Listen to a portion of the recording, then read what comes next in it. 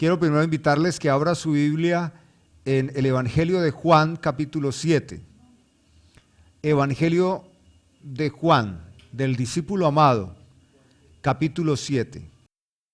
Dice así: después de estas cosas, andaba Jesús en Galilea, pues no quería andar en Judea porque los judíos procuraban matarle. Estaba cerca la fiesta de los judíos, la de los tabernáculos, y le dijeron sus hermanos: sal de aquí y vete a Judea para que también tus discípulos vean las obras que haces. Porque ninguno que procura darse a conocer hace algo en secreto. Si estas cosas haces, manifiéstate al mundo. Porque ni aún sus hermanos creían en él. Este es un dato bien interesante acerca de la vida del ministerio de Jesús en relación a sus hermanos. Y es como un dato humanamente penoso, porque lo que uno quisiera o esperaría es que en la biografía de un gran líder, de una persona muy relevante socialmente, pues hubiese una muy buena impresión, una muy buena idea o respaldo de sus familiares. Pero lo que nos dice este evangelio es que los hermanos de Jesús no creían en él. Y este relato no es tan sencillo, está cargado de pasión, pero de molestia. Desafían a Jesucristo sus hermanos.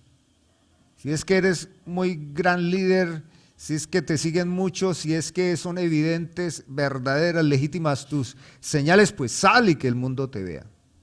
Realmente lo que ellos hacen es desafiar a Jesús, pero es un desafío no del coach, no del entrenador, no, es un desafío antagonista.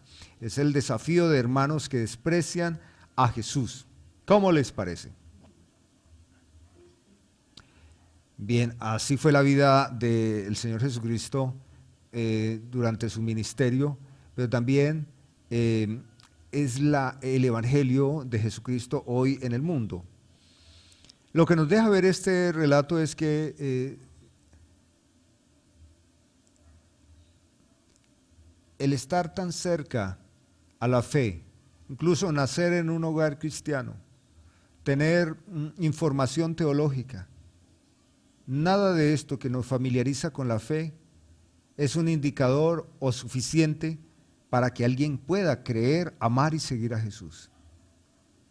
Fíjese que los hermanos de Jesús, ellos presenciaron el testimonio de un niño que fue creciendo en sabiduría, en amor por la palabra, en honra y discreción a sus padres, y esto no le ayudó.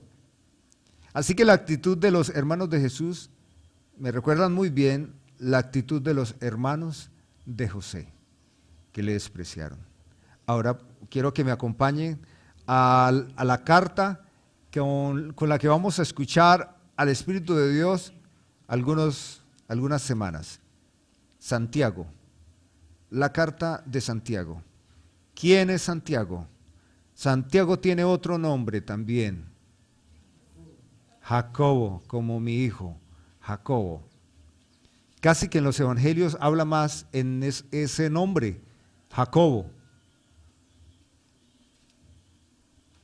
Jacobo es Santiago, y Santiago es uno de los hermanos que desafiaron a Jesús y que Juan testifica que no creían en Jesús. Se sentían molestos, incómodos por Jesús.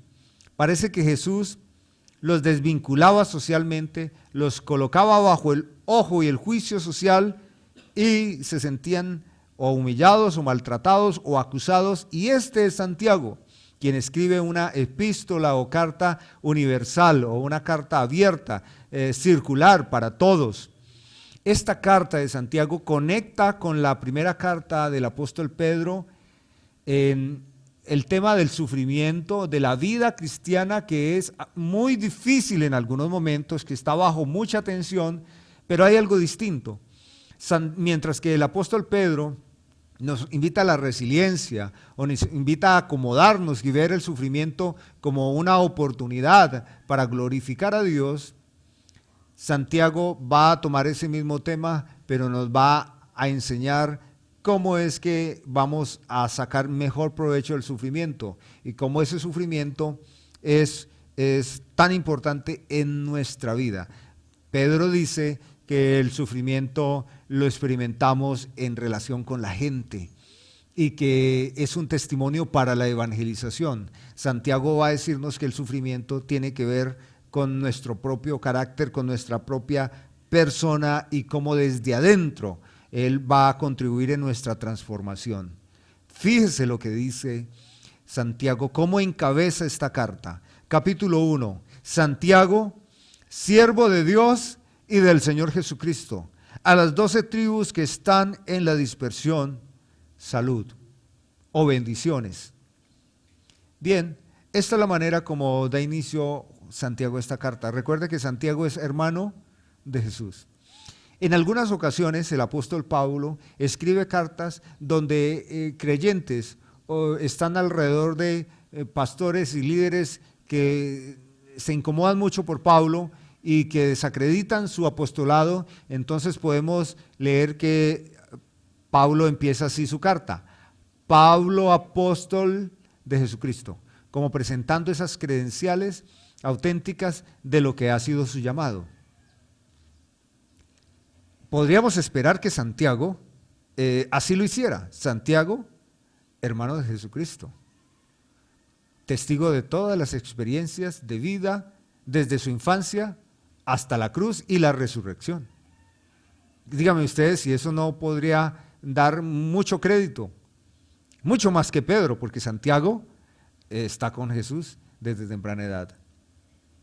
Pero aquí vemos algo interesante y ya es un motivo para nuestro crecimiento en esta mañana. Santiago, siervo de Jesucristo.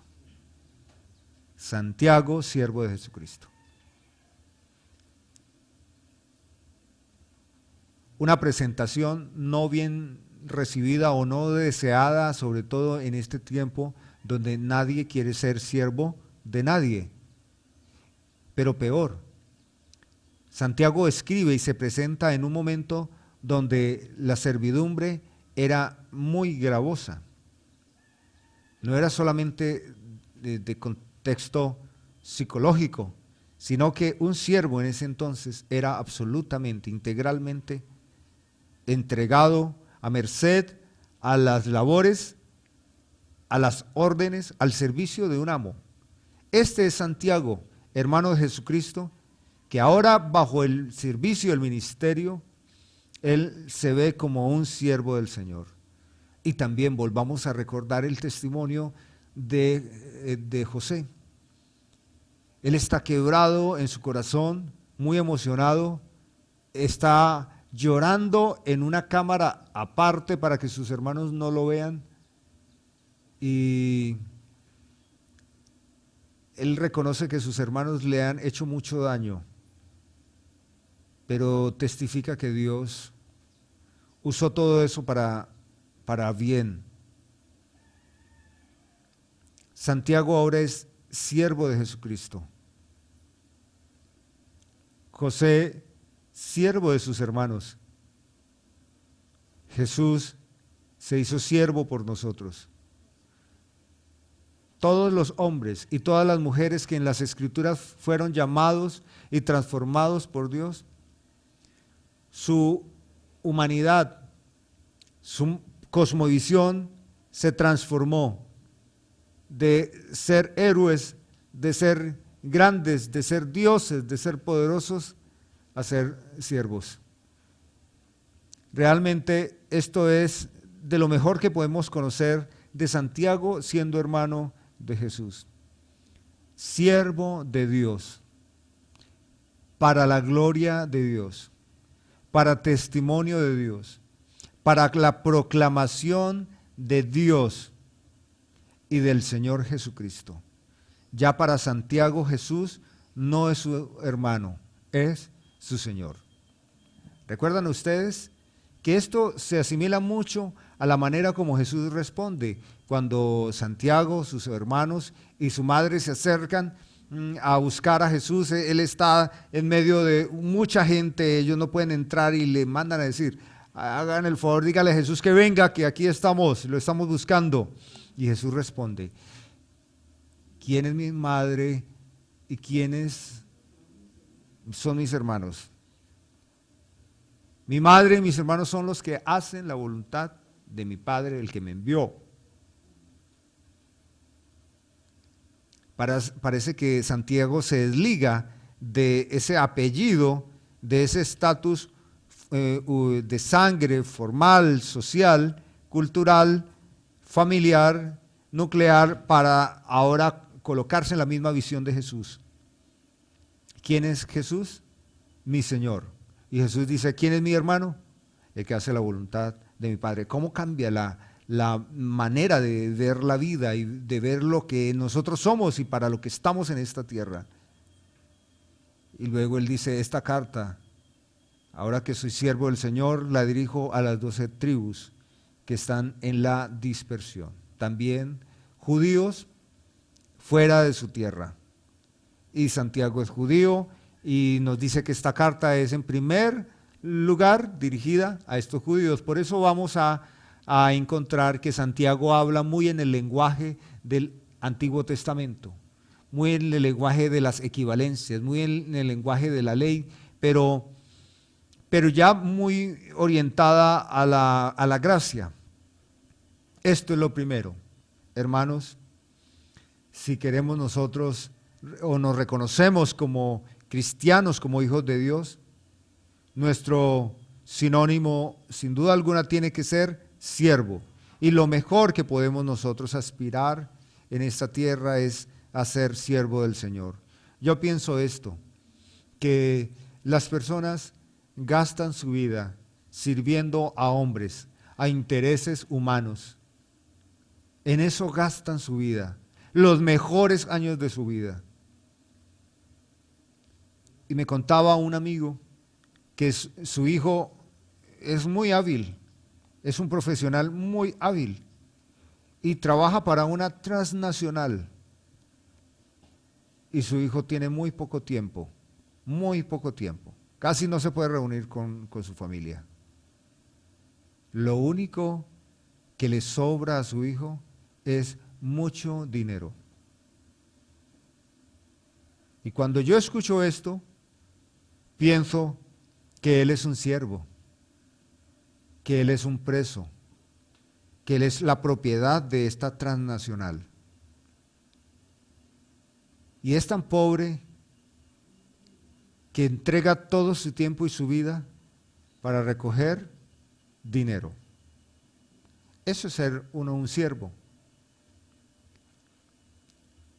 Nos pueden enseñar que el dinero nos da la libertad, pero por lo menos en el caso del hijo de mi amigo, él no tiene libertad. Y me temo yo que ese es un ejemplo en el dato del dinero, pero las personas en general gastan y gastamos la vida en todo aquello que consideramos que es efectivamente la vida, el goce de la vida, y somos siervos del mundo y señores de Dios. Porque el que no es siervo de Cristo se ha hecho señor de Dios. Considera que está sobre Dios. No hay otra manera. Siervo de Jesucristo. Hermanos míos, tened por sumo gozo cuando os halléis en diversas pruebas, sabiendo que la prueba de vuestra fe produce paciencia. Ay, esta es la comprensión cristiana, no solo del sufrimiento, sino de todo nuestro peregrinaje. Tener por sumo gozo o sentirnos privilegiados, sentirnos honrados cuando nos hallamos en diversas, no en solo una. Hay creyentes que de manera simultánea están viviendo presiones de diferentes formas. Y todo eso angustia, todo eso se aflige, todo eso causa dolor. Y Santiago, siervo del Señor Jesucristo, dice a cada judío disperso: siéntanse privilegiados, siéntanse orgullosos, siéntanse estimados por Dios, reconocidos por Dios, cuando se hallan en diversas pruebas. Y él dice, es que la prueba tiene un objetivo muy necesario. ¿Cuál? Sabiendo que la prueba de vuestra fe produce paciencia.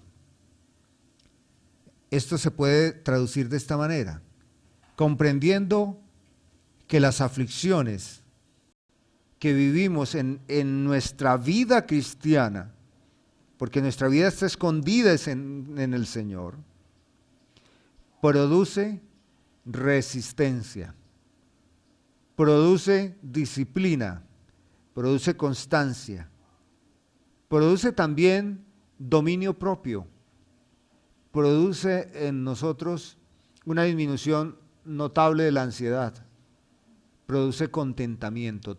Todo eso hace parte de la paciencia. Porque quien no tiene paciencia no tendrá dominio propio. Y quien no tiene paciencia no va a soportar, se altera. Sabiendo que esta experiencia de vida difícil enriquece vuestro testimonio, produce paciencia.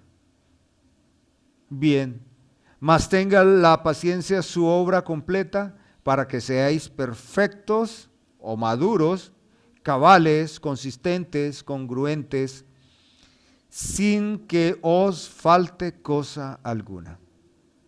Bien, quiero leer para ustedes Salmo 40, versículo 1 al 3. Puede también usted ir allá. Salmo 40.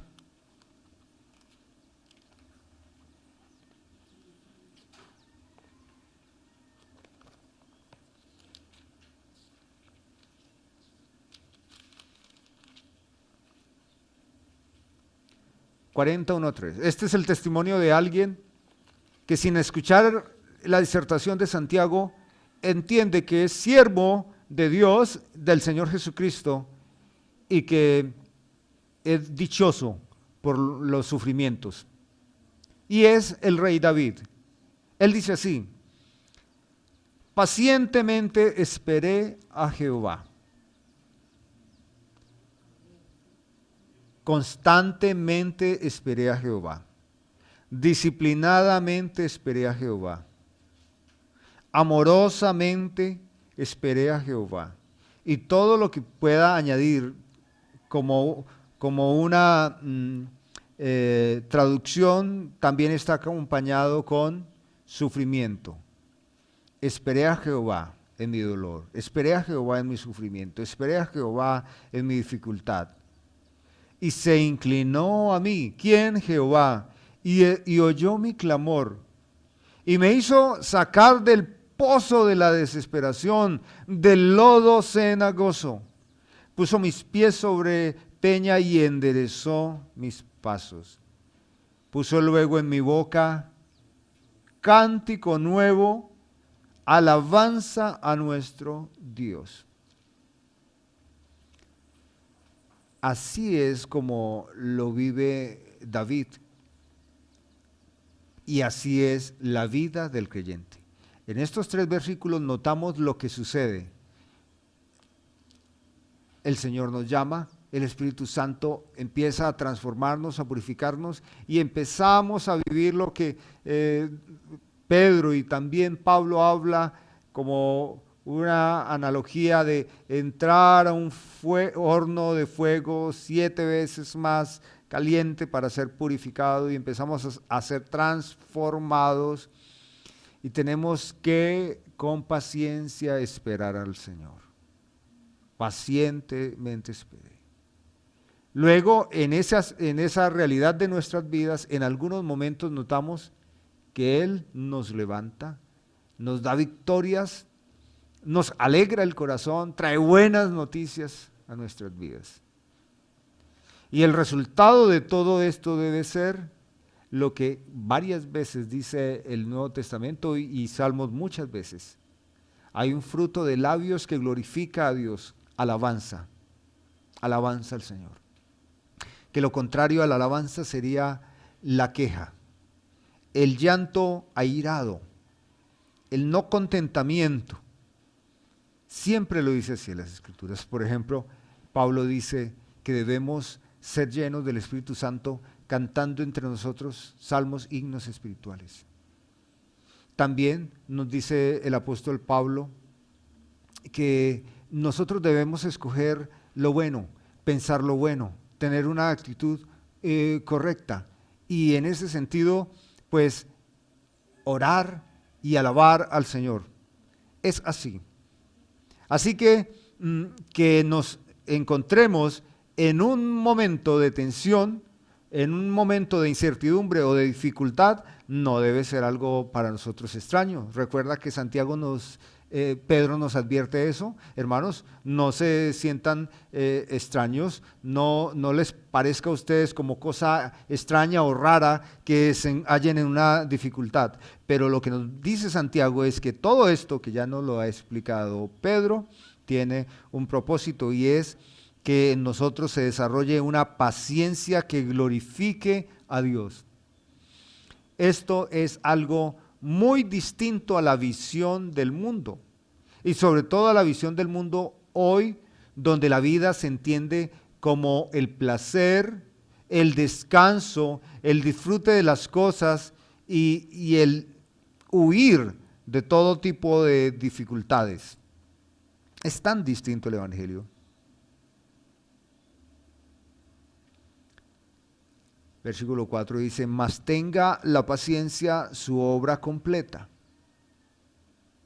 Lo que nos está diciendo Santiago es que la paciencia la experimentemos hasta que se logre el propósito de Dios. Eso indica también que el sufrimiento no cese hasta que, reaccionando frente al sufrimiento con una actitud correcta, que es la paciencia, entonces en nosotros se exprese el carácter de Cristo. Mas tenga la paciencia su obra completa, es no cese la paciencia, no se doblen, no se quiebren, mantenerse en una actitud correcta para que seáis maduros y correctos, sin que os falte cosa alguna. ¿A qué se refiere con que no falte cosa alguna? Si por otro lado estamos abrazando el sufrimiento, parece como si es una promesa de que desaparezcan las dificultades, porque en nuestro adoctrinamiento mental entenderíamos que no falte cosa alguna es todo bien y la ausencia de todo mal. Pero no es así.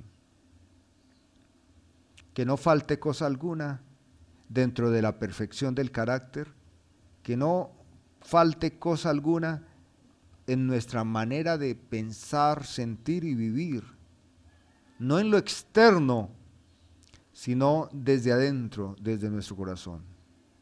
Y nos va a decir Santiago que en ese vivir y sostenernos pacientemente, esperando en Jehová, esperando en el Señor, como lo dijo David, podemos notar que no somos suficientes, que fracasamos, que nos debilitamos, que nos ahogamos en un mar de emociones y dificultades, nos hundimos y no sabemos qué hacer. Y entonces Él nos va a decir, eso le puede suceder como que su paciencia no sea sostenida. Y si eso sucede, si alguno de vosotros tiene falta de sabiduría, entonces pídala a Dios, porque no se puede vivir la vida sin la sabiduría que viene de lo alto. No podemos vivir nosotros en paciencia si no tenemos la sabiduría de Dios. ¿Y qué es la sabiduría? La sabiduría es pensar como Dios piensa. Hay otros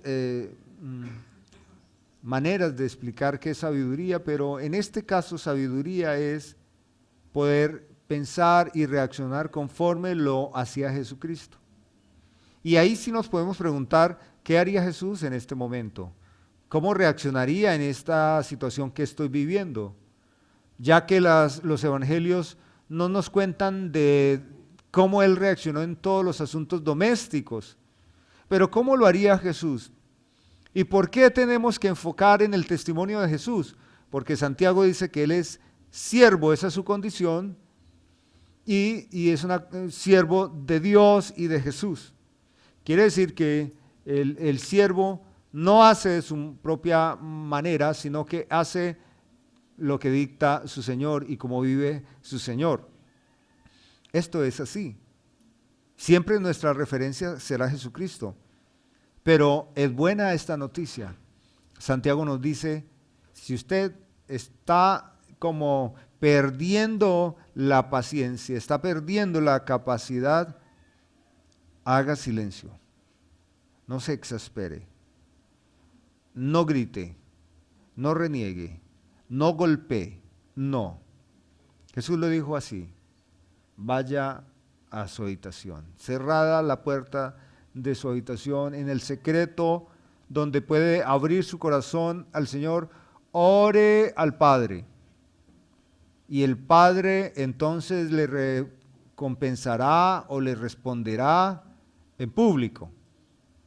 Esto es lo que dice Santiago. Jesús nos dice cómo lo haríamos y Santiago nos dice qué es lo que haríamos. Pida al Señor sabiduría, sabiduría. Si piense en lo que más le aflige en este momento, piense en eso. Y si tuviese hoy la oportunidad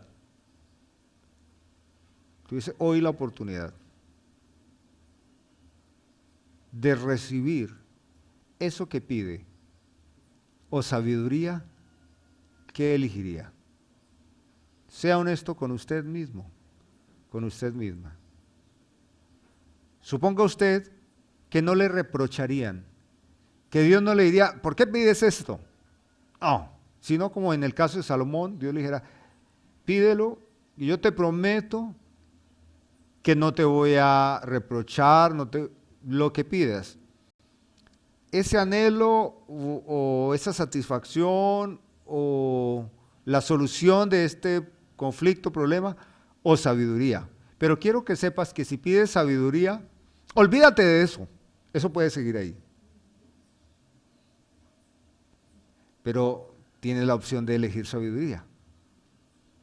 Solo usted sabe en su corazón qué elegiría. Y quiero decirles que usted ya eligió. A lo largo de su vida ya ha elegido. De hecho, los resultados que tenemos corresponden a nuestras elecciones. Es así, ¿cierto? Pero esta sabiduría que viene de Dios, este es Santiago, el hermano de Jesucristo, que ahora es siervo de Jesús, que está diciendo, he elegido la sabiduría. Pero hubo un tiempo donde no la acepté. La sabiduría creció conmigo. La sabiduría era mi hermano y lo desprecié y lo odié. Pero ahora entiendo, hermanos, que era un falto de sabiduría. Santiago era lo que Proverbios compara en repetidos momentos. El necio, el necio. Es lo que leemos en Proverbios siempre, ¿no? Un contraste entre el necio y el sabio. Hermanos, no podemos ser pacientes siempre. No entendemos cómo superar situaciones y es ahí en nuestro dolor y debilidad donde debemos acudir a ese tesoro, a esa herramienta vital, la sabiduría. Santiago nos dice que Dios tiene una tremenda disposición para otorgárnosla, que Dios nos la da. Él solo requiere que nosotros lo pidamos. Él nos llama. Y usted lee en el capítulo 1 y 2 de Proverbios, en el capítulo 2, cómo habla la sabiduría, se personifica Y dice, yo la sabiduría voy por las plazas, por las calles, llamo a quien me busca. La sabiduría prepara banquetes, clama en las calles. ¿Y qué encuentra según el sabio? Necios que la desprecian, no la atienden. Como que está la sabiduría aquí y los afanes de la vida, y la gente dice, el afán de mi vida. Yo de sabiduría no vivo, el afán de mi vida. Si alguno de vosotros tiene falta de sabiduría, no lo dude, pídala a Dios. ¿A cuál Dios? A ese Dios de quien Santiago es siervo, el cual da a todos abundantemente y sin reproche, y le será dada. ¿Cree usted esta palabra, hermanos? Pidamos en este momento sabiduría al Señor. Aquí estamos, Dios, escuchando cómo Santiago, siervo de Jesucristo, nos ha dicho que tú nos das sabiduría a todos, mucha sabiduría y sin reproche. Hoy obedecemos a tu palabra y pedimos a ti sabiduría. A ti, porque tú das a todos abundantemente sin reproche. Y dice Santiago, y que nos será dada. Hoy pedimos sabiduría, Señor. Por falta de sabiduría hemos errado tanto en la vida.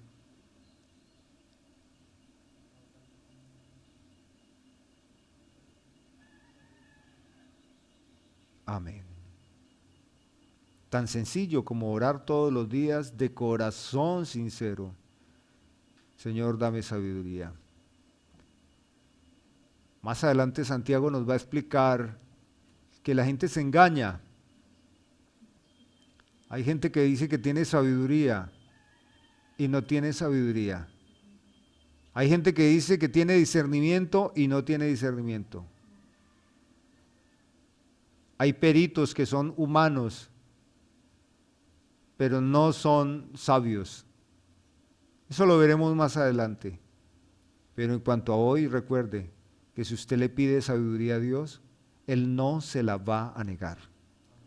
Pero hay un condicionante, hay uno. Pero pida con fe.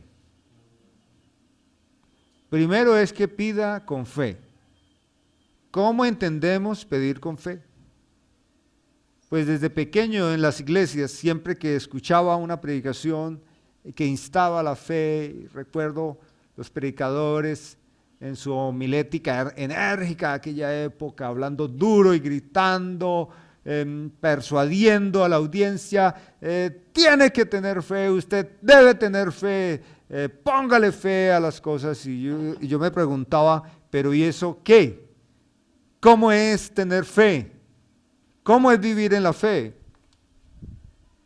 ¿Cómo es eso? Porque es fácil que alguien diga, tenga fe, póngale fe, pero yo dice, pero ¿y cómo es eso? Yo quiero salir de esto, pero ¿qué es fe? Y ahora Santiago dice, pida con fe. ¿Cómo es esto de pedir con fe? Entonces, escuchaba yo predicadores que decían, vamos a orar con fe. Y orar con fe es una algarabía, gritos fuertes, gente gritando, ordenando, moviendo sus manos. Y yo como que entendía que fe era una energía, un poder, una actitud desde adentro, como cuando uno va por la calle y perros lo están como gritando a uno, y uno sabe que si grita más duro que los perros, ellos se amedrantan y se callan. Pero tengo que gritar más fuerte que los perros porque o ellos me asustan o yo los asusto. Y así no es la fe. La fe no es tanto una actitud. La fe es algo más grande y tiene que ver con el Evangelio. Para que haya fe, primero tiene que haber una comprensión de quién es Dios y quién es el Señor Jesucristo. Pedir con fe, y lo vamos a seguir viendo porque Santiago se va a encargar de dar detalles. Por ahora podemos decir que pedir con fe es con una comprensión del carácter de Dios, de su corazón generoso, tan generoso que nos da sabiduría si se lo pedimos, abundante, toda la sabiduría que necesitamos, y que Dios no tiene barreras, que Dios no tiene dificultades, que Dios no tiene limitaciones. Eso es pedir con fe.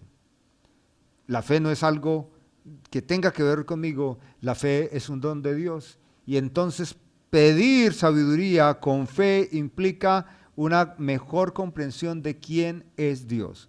Por esa mala comprensión es que la gente está pidiendo ordenándole a Dios.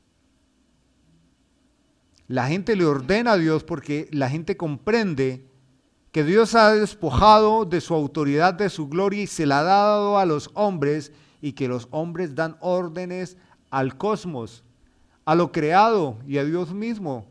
Pero Santiago dice, ¿tiene falta de sabiduría? Vaya, pídala a Dios. Hágalo como lo dijo Jesús. Vaya en lo secreto y pídala a Dios. Él la va a dar abundantemente, pero usted tiene que ir allá, en lo privado de su habitación, a hablar es con Dios. No considerar si lo escucha, si no lo escucha, si esto es importante o no. Enfóquese en la persona de Dios, en Él mismo. Eso es pedir con fe y no dudando nada. No dudando nada de qué. Pues del mismo Dios. Usted no puede dudar si Dios le está escuchando o no. Dios siempre está escuchando. Dios siempre está escuchando. Incluso Dios escucha a quienes no son su pueblo. Dios los escucha para juicio. Pero tiene que usted orar con la certeza de que Dios está ahí, que Dios existe, que Dios es galardonador de quienes lo buscan. Hace un momento cantamos 2 alabanzas al Señor. En una de ellas reconocemos su santidad. Y el concepto de santidad es muy escaso humanamente. Hay pocas palabras y muy poco se puede explicar acerca de qué es la santidad de Dios. Pero es una de las afirmaciones más gloriosas, más grandes que podemos hacer los cristianos acerca de Dios. Pero cuando estamos cantando, hermanos, estamos orando. Ahí está el tema. Oramos al Señor con fe. Y ese orar es una comprensión y es una certeza de que Dios está ahí recibiendo su adoración, que Dios recibe esta alabanza. Pedir con fe, reconociendo el poder, la gloria, la capacidad de Dios, y no dudar que Dios está ahí, que lo que estamos expresando a Él, Él lo está escuchando. No dudando, no dudando. Y dice así: porque el que duda es semejante a la onda del mar. El que duda es semejante a la onda del mar. Hace muchos años me subí en una barquita de un pescador muy cerca a la playa. Y me recosté mientras eran como las 9 de la mañana, que va bajando la marea. Y me recosté y me quedé como dormido un momentico. Y cuando abrí mis ojos, miré y estaba muy lejos de la playa. Y abrí mis ojos porque escuchaba gritos que me llamaban, pero ya estaba muy lejos. Y unos pescadores me fueron a regresar a la playa y me regañaron. Cómo las ondas del mar, llevadas de aquí para allá, habían cogido la barquita y me estaban llevando a una distancia donde si se voltea, no podría yo sobrevivir. Además que no sé nadar y no tenía el chalequito.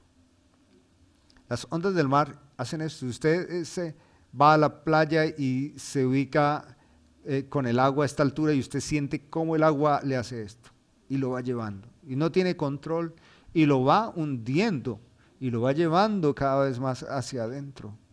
Esta es la manera como Santiago nos está comparando aquí. Esta es la ilustración.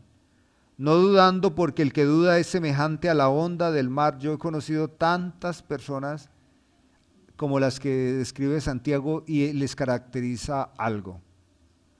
Son personas que no avanzan en la vida y en nada. En todas las áreas de su vida son personas con tantos quiebres, con tantas dificultades, personas como las ondas del mar, llevados de aquí para allá. Y a eso se suma que muchas de estas personas, no todas, pero muchas de estas personas luego se quejan contra el mundo y contra Dios y contra todo. Como nada les sale en la vida, entonces son víctimas del sistema, son víctimas de la familia, son víctimas de todo. Estas son las personas que yo jamás quisiera que integraran la vid, la iglesia que Dios desea, porque esas personas son ultra sensibles. Las personas ambivalentes, llevadas de aquí para allá, están llenas de fracturas, están llenos de heridas, supuran, y si usted les bendice, ellos sienten que usted está obligado. Y cuando usted no les ayuda en algo, entonces usted es un mal creyente. Esto es algo muy característico de estas personas. ¿Por qué? ¿Por qué no les sale nada? Santiago lo dice. Esa inconstancia frente a Dios, frente a la vida, frente a todo. Santiago dice que este es el condicionante para que una persona no reciba sabiduría.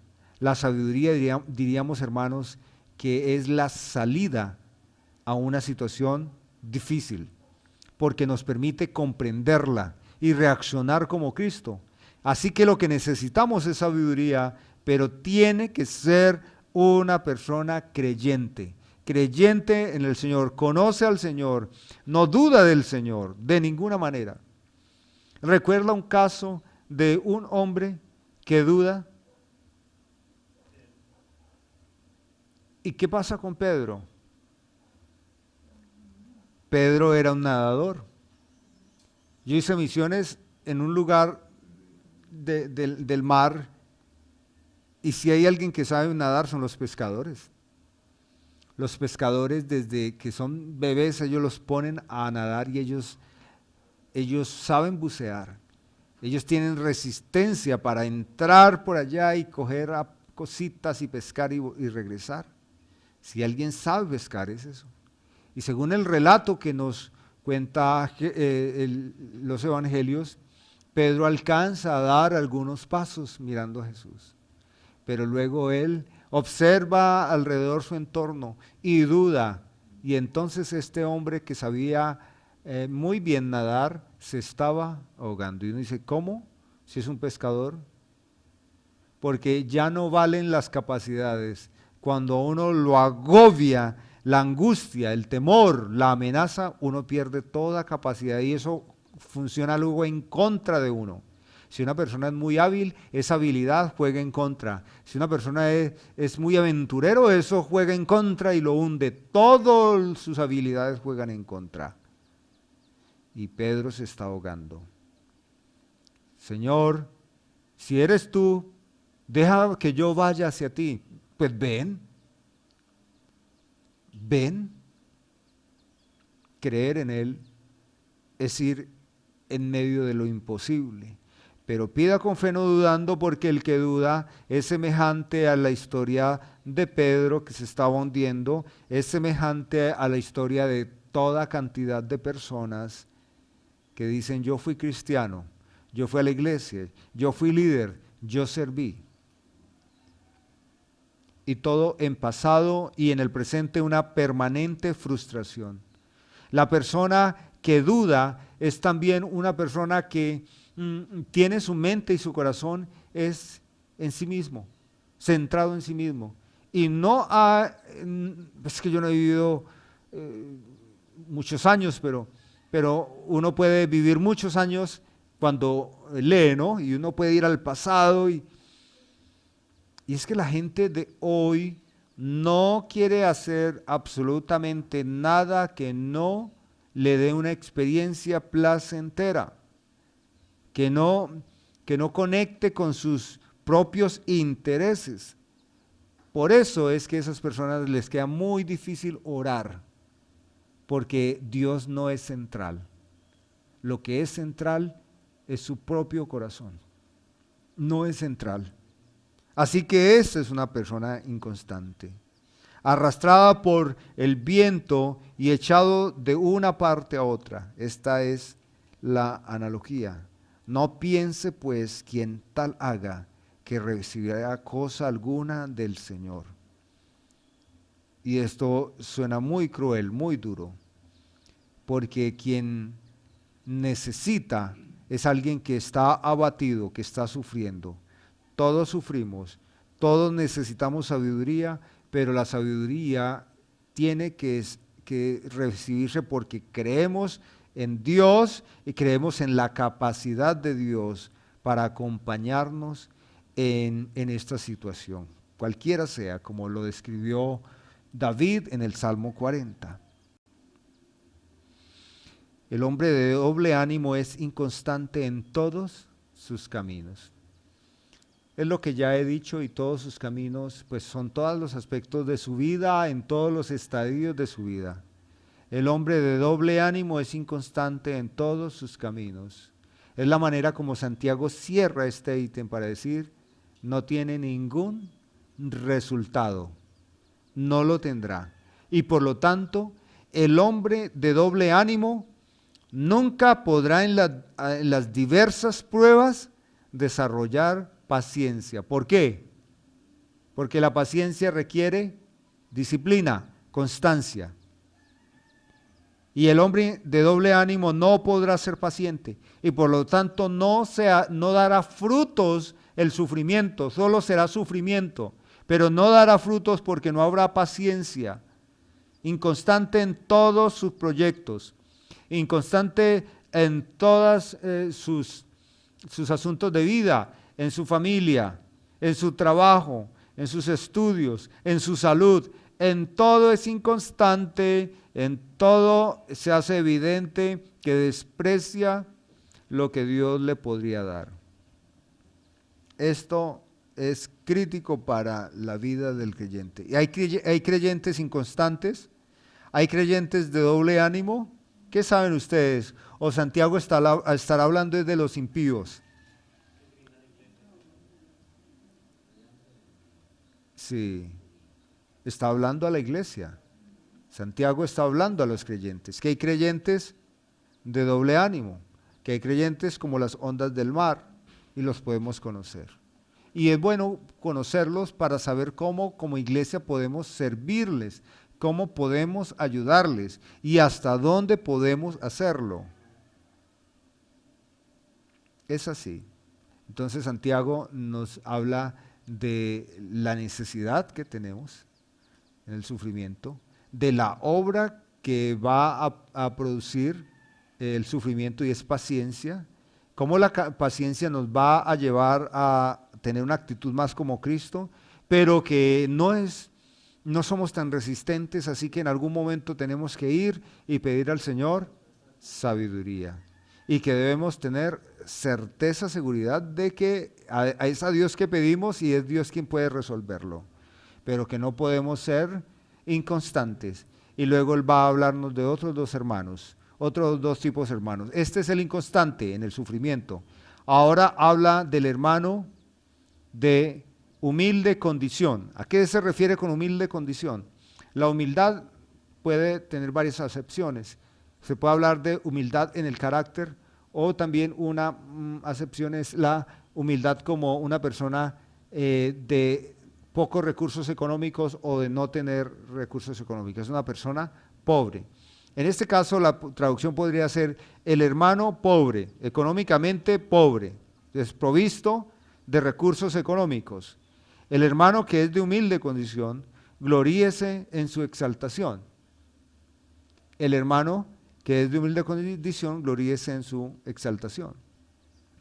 ¿Y qué es lo que está diciendo Santiago? Pues por el hermano de pocos recursos económicos, pues puede sufrir, experimentar la aflicción justamente por la necesidad económica, porque puede comer pocas cosas, puede vestir pocas prendas, puede tener una casa, o algunos creyentes nunca tener una casa, siempre pagar un alquiler, y esto sí que es difícil en algunos casos. Pero él dice, ahí hay sufrimiento. En el hermano que tiene muy pocos recursos económicos, él tiene sufrimientos. Ese sufrimiento tiene que estar acompañado de la paciencia para que dé fruto, y ese hermano que sufre por pocos recursos económicos, en algún momento tiene que rogar a Dios por sabiduría, ese hermano. Y esa sabiduría le va a llevar a una actitud diferente, buena. ¿Cuál es? Que se gloríe en su exaltación. Solo la sabiduría de Dios en un hermano de economía muy escasa, la sabiduría es la que puede llevarlo a gloriarse en su exaltación. ¿Qué es eso? Que Dios ha escogido lo menos, lo poco, lo pobre, lo ignorante de este mundo. Dice, ¿para qué? Para avergonzar a los sabios de este mundo. Pablo dice, ¿no son ustedes todos ricos? ¿No hay muchos sabios entre ustedes? No, no, dice Pablo, no, si lo que yo veo es que la iglesia está conformada por lo necio de este mundo, por lo escaso de este mundo, por los pobres de este mundo. Y Pablo dice que Dios lo ha hecho así para manifestar su gloria con los que dicen, confiamos en nuestros caballos, confiamos en nuestros carros, confiamos en nuestros ejércitos. ¿Recuerda un día que Dios se enojó muchísimo con el rey David? ¿Por qué? Creó un censo, hizo un censo. ¿Y qué tiene que ver con hacer un censo? ¿Por qué? ¿Qué pecado puede haber en esto? Porque los gobernantes, los reyes, censaban, era para poder tabular información. ¿Cuántos hombres disponía para la guerra? También cuántos podría disponer para la producción agrícola. Mujeres, niños. Un censo en esa época era una manera de medir la seguridad, la estabilidad. Cuando Dios, el lenguaje de Dios siempre en el Antiguo Testamento era confiar en Él y no en lo que se podía hacer. Entonces, el hermano que es de humilde condición, gloríese en su exaltación. Gloríese en esto. Ya nos lo dijo Pedro en su primera carta, mas vosotros sois linaje escogido, real sacerdocio, nación santa, pueblo adquirido por Dios, para que anunciéis las virtudes de aquel que os llamó de las tinieblas a su luz admirable. Y hay muchas afirmaciones en las Escrituras de que el privilegio más grande que una persona ha experimentado es que Dios le haya llamado, que el Espíritu Santo le haya regenerado, que el Jesucristo le haya sustituido. Gloríese, hermanos, siéntase feliz porque el Señor le llamó. Pero el que es rico, también gloríese, experimente satisfacción, regocijo por medio de la sabiduría, como en su humillación. ¿Por qué humillación? ¿Por qué humillación? Recuerdo hace muchos años que trabajé con la organización que me formó en teología reformada, y eran unos norteamericanos muy hermosos, muy queridos.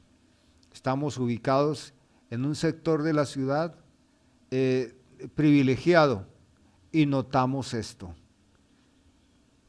Los dueños de las casas y de las empresas que se congregaban en la iglesia llevaban comida, se ponían delantales y ellos mismos servían y nos daban comida a todos.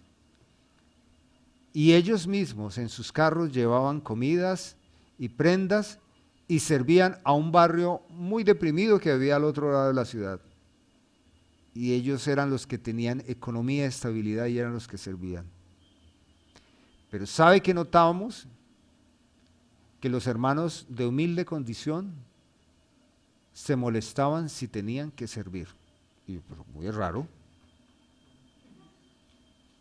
Como muy raro, ¿cierto? Y los ricos sentían el regocijo de servir. Muchas veces, Angélica lo vio, Elvia alguna vez fue, varias veces nos visitó. Esa casa hermosa, ese lugar hermoso, y los ricos llevaban sus carros, comida y servían muy bien. Y algunos pobres sentados con la pierna cruzada, como esto que denota, hermanos pobres sin sabiduría. Entonces no se regocijaban en su humillación. Y estos ricos, que habían aprendido bien la fe, sí se humillaban. Pero el que es rico, en su humillación. Estos hermanos adquirieron sabiduría. Como que estábamos haciendo bien el trabajo con los ricos, pero no con los pobres. Y yo les digo una cosa, eso es muy frecuente.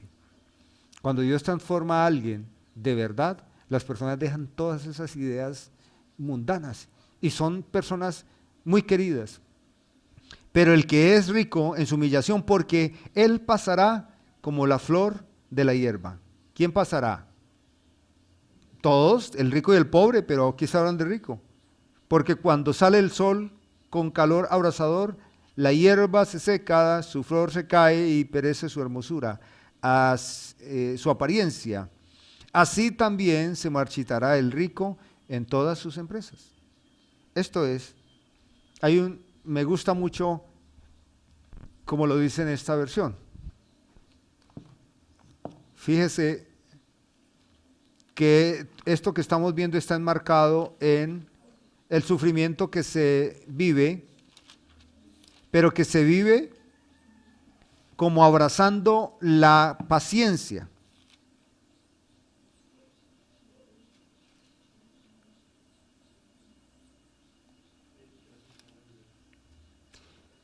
Me gusta esta versión. El hermano de condición humilde no se avergüence de ser pobre, porque Dios lo ha puesto en un lugar de honor. ¿Cuál? La familia de Dios, el cuerpo de Cristo. El hermano rico no se avergüence cuando Dios lo humille, porque el rico desaparecerá como la flor de la hierba. Cuando sale el sol, hace calor y se seca la hierba.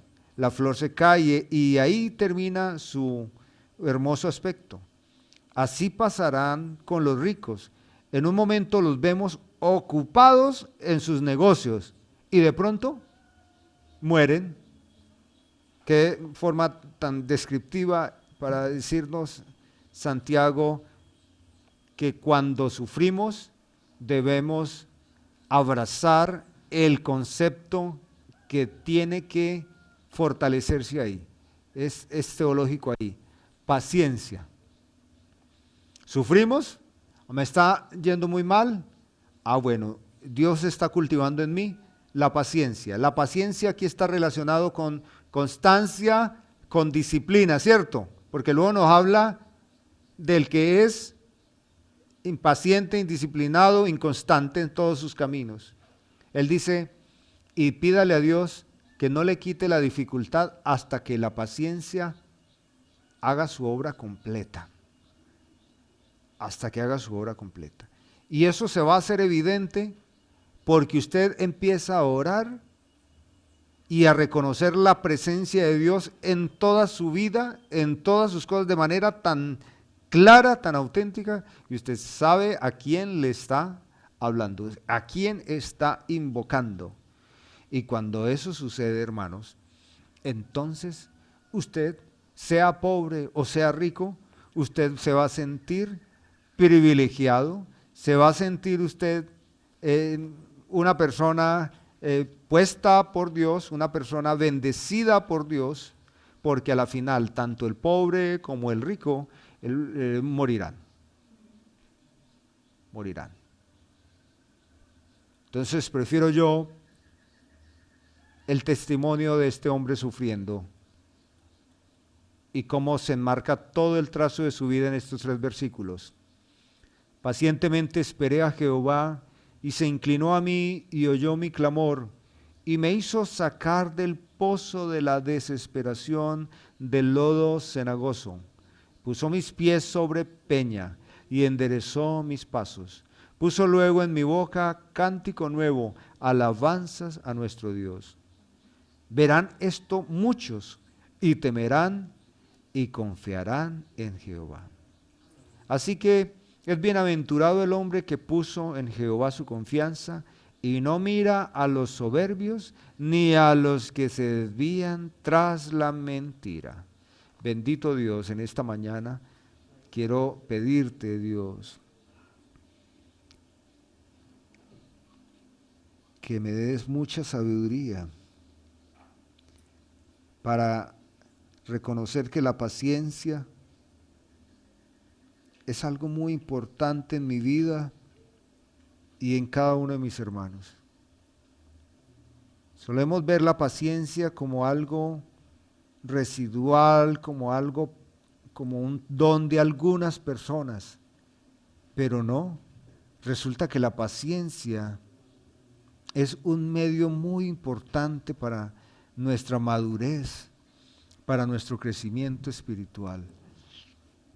Y ahora que empezamos el año y que algunas personas se han prometido que este sí es el año de cambiar hábitos, que este sí es el año de amar, que este sí es el año de estudiar, que este sí es el año de crecer, y eso durará 3 meses, porque el inconstante no se mantiene más tiempo.